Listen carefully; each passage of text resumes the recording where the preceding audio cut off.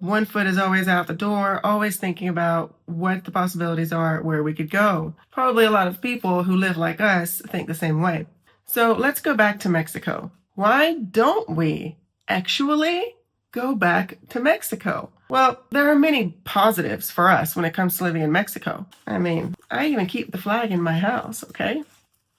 There are many positives for us when it comes to moving back to Mexico, believe it or not. Not only would we be closer to family in the United States, which means that we would be able to make more frequent flights. We'd be able to afford the flights more easily. They cost less money. The distance is shorter. We could go back for 3 or 4 days instead of having to make it 7 to 10 days.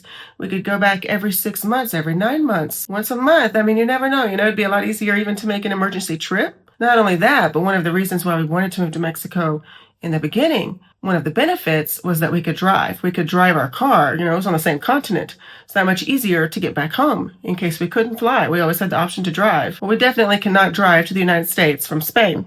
So aside from the proximity to the United States, access to family in the United States, and the cheaper flights in the United States, we also do have family in Mexico. It is nice to have the opportunity, and it was nice to have the opportunity while we were there to get to know some of that family that's actually family of my husband's who he didn't grow up with. So it was nice just to get to know people there and to have those opportunities, and we don't have them here unless they come to Spain, which they do sometimes. Normally not.